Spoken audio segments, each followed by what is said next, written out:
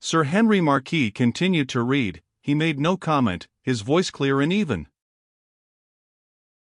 It was a big sunny room. The long windows looked out on a formal garden, great beech trees and the bow of the river. Within it was a sort of library. There were bookcases built into the wall, to the height of a man's head, and at intervals between them, rising from the floor to the cornice of the shelves, were rows of mahogany drawers with glass knobs. There was also a flat writing table. It was the room of a traveler, a man of letters, a dreamer. On the table were an inkpot of carved jade, a paper knife of ivory with gold butterflies set in, 3 bronze storks, with their backs together, held an exquisite Japanese crystal.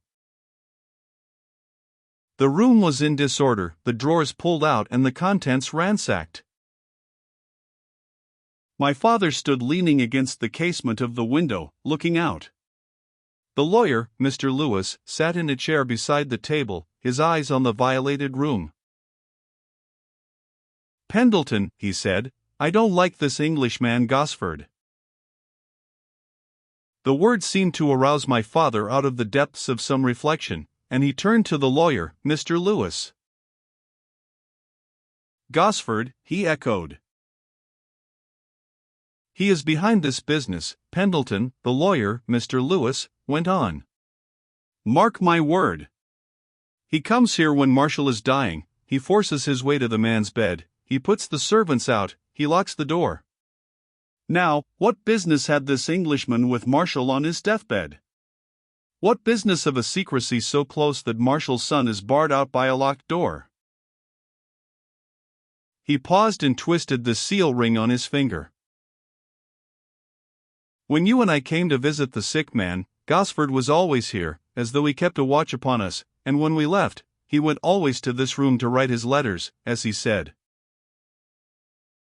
And more than this, Pendleton, Marshall is hardly in his grave before Gosford writes me to inquire by what legal process the dead man's papers may be examined for a will. And it is Gosford who sends a Negro writing, as if the devil were on the crupper, to summon me in the name of the Commonwealth of Virginia, to appear and examine into the circumstances of this burglary. I mistrust the man. He used to hang about Marshall in his life, upon some enterprise of secrecy, and now he takes possession and leadership in his affairs, and sets the man's son aside. In what right, Pendleton, does this adventurous Englishman feel himself secure?" My father did not reply to Lewis's discourse. His comment was in another quarter. "Here is young Marshall and Gakey," he said. The lawyer rose and came over to the window. 2 persons were advancing from the direction of the stables, a tall, delicate boy, and a strange old man. The old man walked with a quick, jerky stride. It was the old country Dr. Gakey. And, unlike any other man of his profession, he would work as long and as carefully on the body of a horse as he would on the body of a man, snapping out his quaint oaths, and in a stress of effort, as though he struggled with some invisible creature for its prey. The Negroes used to say that the devil was afraid of Gakey, and he might have been, if to disable a man or his horse were the devil's will. But I think, rather, the Negroes imagined the devil to fear what they feared themselves. "Now, what could bring Gakey here?" said Lewis. "It was the horse that Gosford overheated in his race to you," replied my father. "I saw him stop in the road where the Negro boy was leading the horse about, and then call young Marshall." "It was no fault of young Marshall, Pendleton," said the lawyer.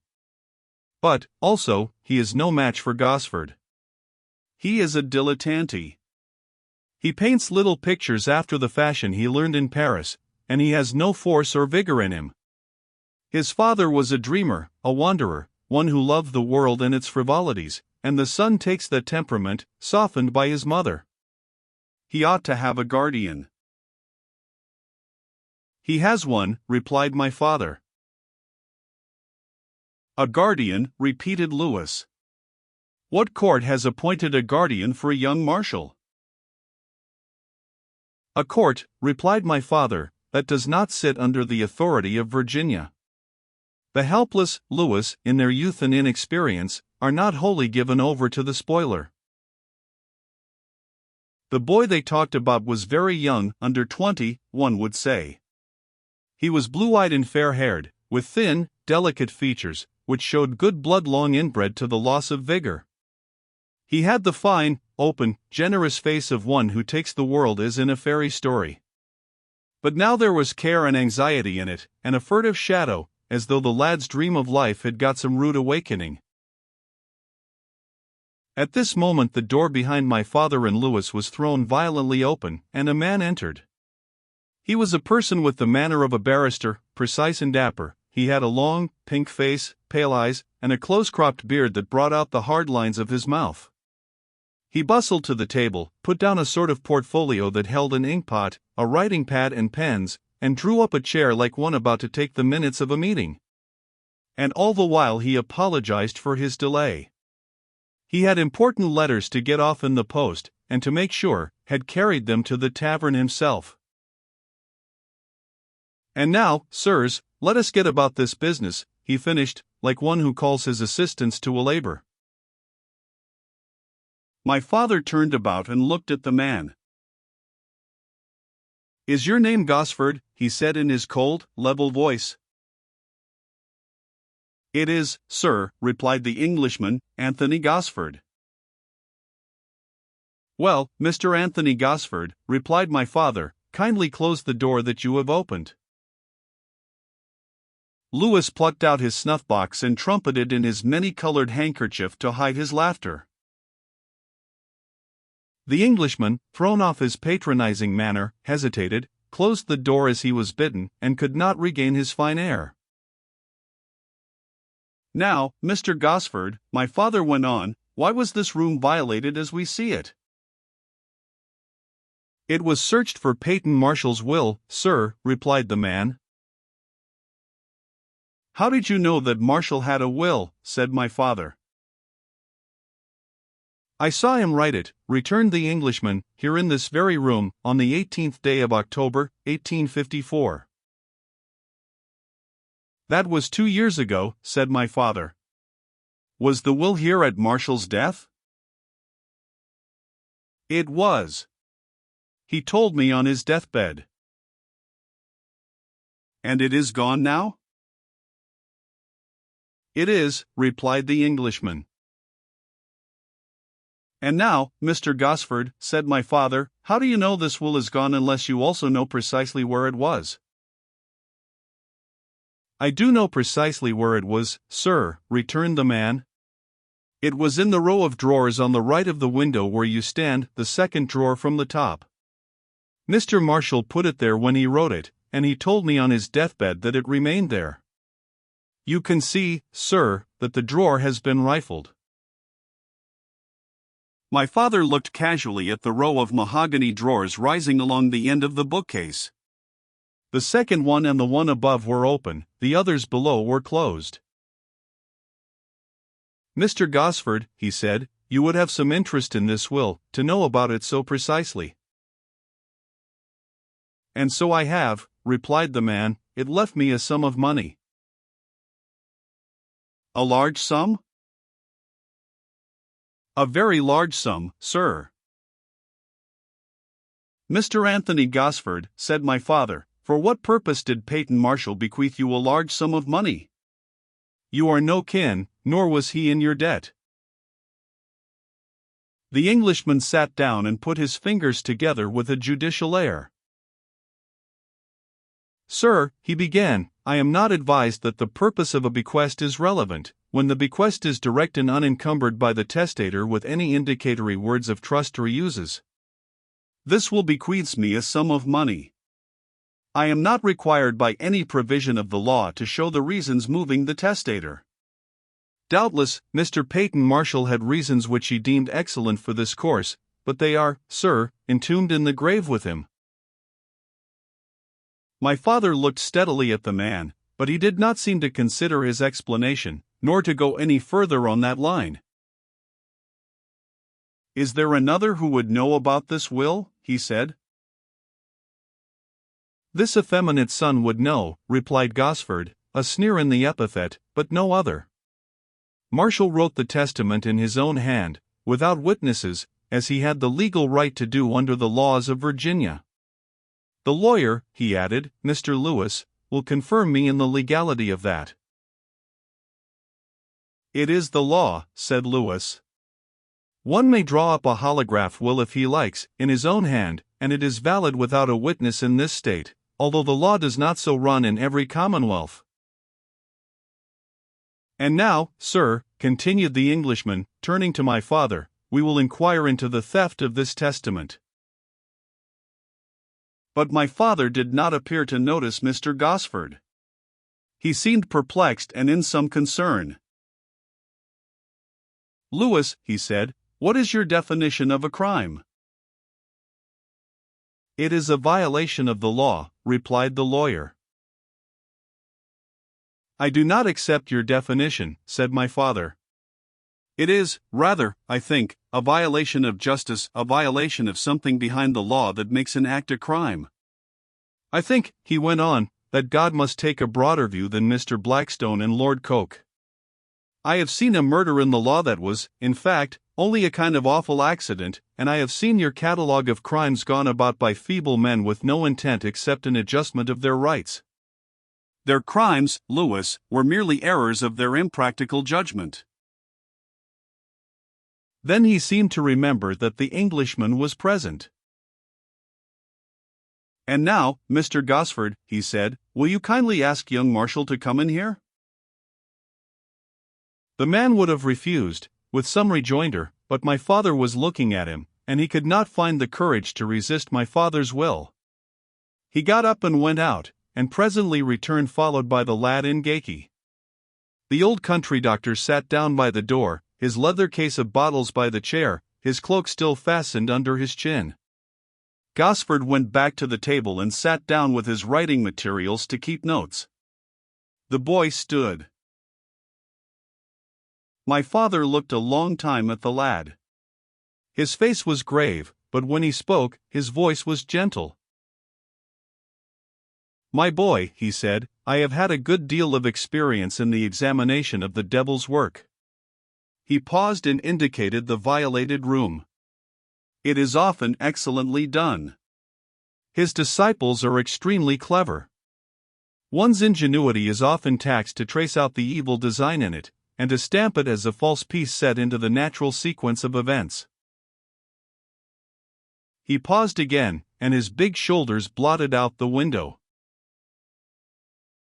Every natural event, he continued, is intimately connected with innumerable events that precede and follow. It has so many serrated points of contact with other events that the human mind is not able to fit a false event so that no trace of the jointer will appear. The most skilled workmen in the devil's shop are only able to give their false piece a blurred jointer. He stopped and turned to the row of mahogany drawers beside him. Now, my boy, he said, can you tell me why the one who ransacked this room, in opening and tumbling the contents of all the drawers, did not open the two at the bottom of the row where I stand? Because there was nothing in them of value, sir, replied the lad. What is in them? Said my father. Only old letters, sir, written to my father, when I was in Paris, nothing else. And who would know that? Said my father. The boy went suddenly white. Precisely, said my father. You alone knew it, and when you undertook to give this library the appearance of a pillaged room, you unconsciously endowed your imaginary robber with the thing you knew yourself. Why search for loot in drawers that contained only old letters? So your imaginary robber reasoned, knowing what you knew. But a real robber, having no such knowledge, would have ransacked them lest he missed the things of value that he searched for. He paused, his eyes on the lad, his voice deep and gentle. Where is the will? He said. The white in the boy's face changed to scarlet. He looked a moment about him in a sort of terror, then he lifted his head and put back his shoulders. He crossed the room to a bookcase, took down a volume, opened it and brought out a sheet of folded foolscap. He stood up and faced my father and the men about the room. "This man," he said, indicating Gosford, "has no right to take all my father had. He persuaded my father and was trusted by him. But I did not trust him. My father saw this plan in a light that I did not see it, but I did not oppose him. If he wished to use his fortune to help our country in the thing which he thought he foresaw, I was willing for him to do it. But," he cried, "somebody deceived me, and I will not believe that it was my father. He told me all about this thing. I had not the health to fight for our country when the time came," he said, "and as he had no other son, our fortune must go to that purpose in our stead. But my father was just. He said that a portion would be set aside for me, and the remainder turned over to Mr. Gosford. But this will gives all to Mr. Gosford and leaves me nothing." Then he came forward and put the paper in my father's hand. There was silence except for the sharp voice of Mr. Gosford. "I think there will be a criminal proceeding here." My father handed the paper to Lewis, who unfolded it and read it aloud. It directed the estate of Peyton Marshall to be sold, the sum of $50,000 paid to Anthony Gosford and the remainder to the son. "But there will be no remainder," cried young Marshall. "My father's estate is worth precisely that sum. He valued it very carefully, item by item, and that is exactly the amount it came to." "Nevertheless," said Lewis, "the will reads that way. It is in legal form, written in Marshall's hand, and signed with his signature, and sealed. Will you examine it, gentlemen? There can be no question of the writing or the signature." My father took the paper and read it slowly, and old Gakey nosed it over my father's arm, his eyes searching the structure of each word, while Mr. Gosford sat back comfortably in his chair like one elevated to a victory. "It is in Marshall's hand and signature," said my father, and old Gakey nodded, wrinkling his face under his shaggy eyebrows. He went away still wagging his grizzled head, wrote a memorandum on an envelope from his pocket, and sat down in his chair. My father turned now to young Marshall. "My boy," he said, "why do you say that someone has deceived you?" "Because, sir," replied the lad, "my father was to leave me $20,000. That was his plan. $30,000 should be set aside for Mr. Gosford, and the remainder turned over to me." "That would be $30,000 to Mr. Gosford, instead of 50, said my father. "Yes, sir," replied the boy, "that is the way my father said he would write his will. But it was not written that way. It is $50,000 to Mr. Gosford, and the remainder to me. If it were $30,000 to Mr. Gosford, as my father said his will would be, that would have left me $20,000 from the estate, but giving Mr. Gosford $50,000 leaves me nothing." "And so you adventured on a little larceny," sneered the Englishman. The boy stood very straight and white. "I do not understand this thing," he said, "but I do not believe that my father would deceive me. He never did deceive me in his life. I may have been a disappointment to him, but my father was a gentle man." His voice went up strong and clear. "And I refuse to believe that he would tell me one thing and do another." One could not fail to be impressed, or to believe that the boy spoke the truth. "We are sorry," said Lewis, "but the will is valid and we cannot go behind it." My father walked about the room, his face in reflection. Gosford sat at his ease, transcribing a note on his portfolio.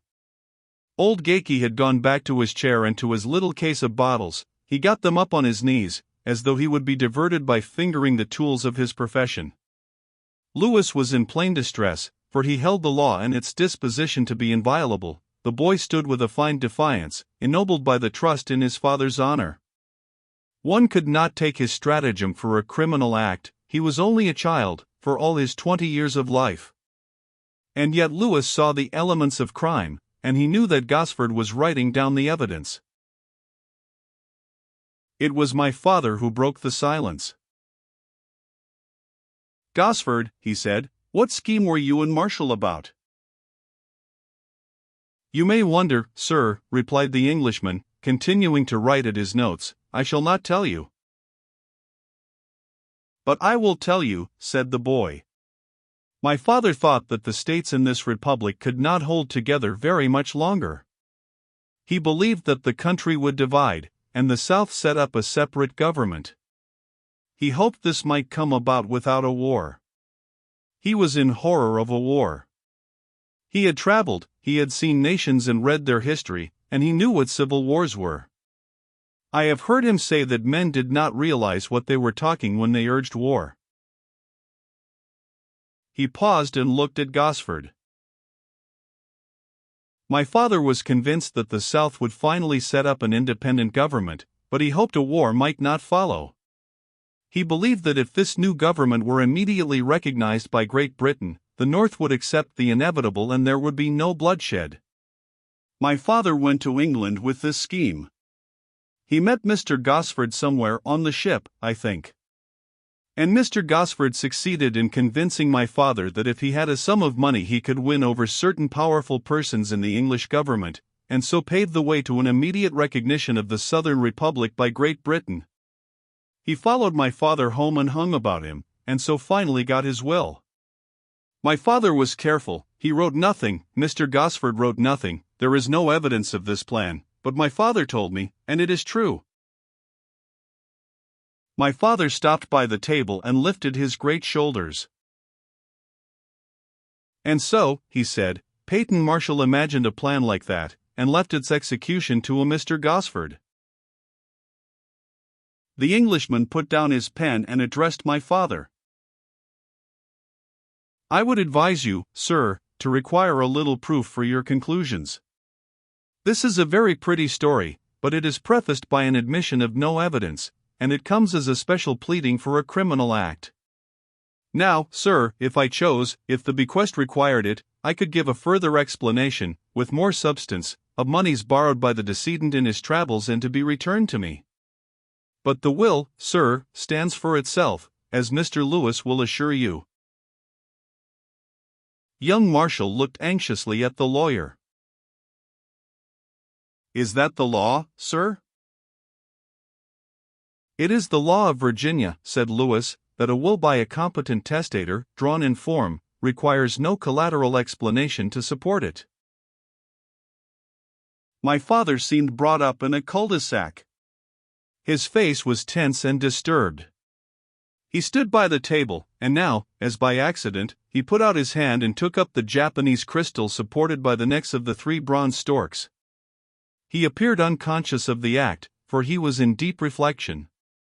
Then, as though the weight in his hand drew his attention, he glanced at the thing. Something about it struck him, for his manner changed. He spread the will out on the table and began to move the crystal over it, his face close to the glass. Presently his hand stopped, and he stood stooped over, staring into the oriental crystal, like those practicers of black art who predict events from what they pretend to see in these spheres of glass.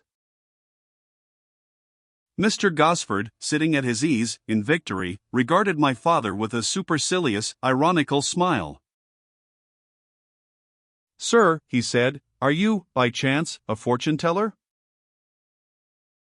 "A misfortune-teller," replied my father, his face still held above the crystal. "I see here a misfortune to Mr. Anthony Gosford. I predict, from what I see, that he will release this bequest of moneys to Peyton Marshall's son." "Your prediction, sir," said Gosford, in a harder note, "is not likely to come true." "Why, yes," replied my father, "it is certain to come true. I see it very clearly. Mr. Gosford will write out a release under his hand and seal, and go quietly out of Virginia, and Peyton Marshall's son will take his entire estate." "Sir," said the Englishman, now provoked into a temper, "do you enjoy this foolery? You are not interested in crystal gazing, Mr. Gosford," replied my father in a tranquil voice. "Well, I find it most diverting. Permit me to piece out your fortune, or rather your misfortune, Mr. Gosford. By chance you fell in with this dreamer Marshall, wormed into his confidence, pretended a relation to great men in England, followed and persuaded him until, in his ill health, you got this will. You saw it written 2 years ago. When Marshall fell ill, you hurried here, learned from the dying man that the will remained and where it was. You made sure by pretending to write letters in this room, bringing your portfolio with ink and pen and a pad of paper. Then, at Marshall's death, you inquired of Lewis for legal measures to discover the dead man's will. And when you find the room ransacked, you run after the law." My father paused. "That is your past, Mr. Gosford. Now let me tell your future. I see you enjoy at the recovered will. I see you pleased at your foresight in getting a direct bequest, and at the care you urged on Marshall to leave no evidence of his plan, lest the authorities discover it. For I see, Mr. Gosford, that it was your intention all along to keep this sum of money for your own use and pleasure. But alas, Mr. Gosford, it was not to be. I see you writing this release, and Mr. Gosford," my father's voice went up full and strong, "I see you writing it in terror, sweat on your face." "The devil take your nonsense," cried the Englishman. My father stood up with a twisted, ironical smile. "If you doubt my skill, Mr. Gosford, as a fortune, or rather a misfortune teller, I will ask Mr. Lewis and Herman Gakey to tell me what they see." The two men crossed the room and stooped over the paper, while my father held the crystal. The manner and the bearing of the men changed. They grew on the instant tense and fired with interest. "I see it," said the old doctor, with a queer foreign expletive. "And I," cried Lewis, "see something more than Pendleton's vision. I see the penitentiary in the distance." The Englishman sprang up with an oath and leaned across the table. Then he saw the thing. My father's hand held the crystal above the figures of the bequest written in the body of the will. The focused lens of glass magnified to a great diameter, and under the vast enlargement a thing that would escape the eye stood out. The top curl of a figure 3 had been erased, and the bar of a 5 added. One could see the broken fibers of the paper on the outline of the curl, and the bar of the 5 lay across the top of the 3 and the top of the O behind it like a black lath tacked across 2 uprights. The figure 3 had been changed to 5 so cunningly as to deceive the eye, but not to deceive the vast magnification of the crystal. The thing stood out big and crude like a carpenter's patch. Gosford's face became expressionless like wood, his body rigid. Then he stood up and faced the 3 men across the table. "Quite so," he said in his vacuous English voice. "Marshall wrote a 3 by inadvertence and changed it. He borrowed my penknife to erase the figure." My father and Lewis gaped like men who see a pendant beast slip out through an unimagined passage. There was silence. Then suddenly, in the strained stillness of the room, old Dr. Gakey laughed. Gosford lifted his long pink face, with its cropped beard bringing out the ugly mouth. "Why do you laugh, my good man?" he said. "I laugh," replied Gakey, "because a figure 5 can have so many colors." And now my father and Lewis were no less astonished than Mr. Gosford.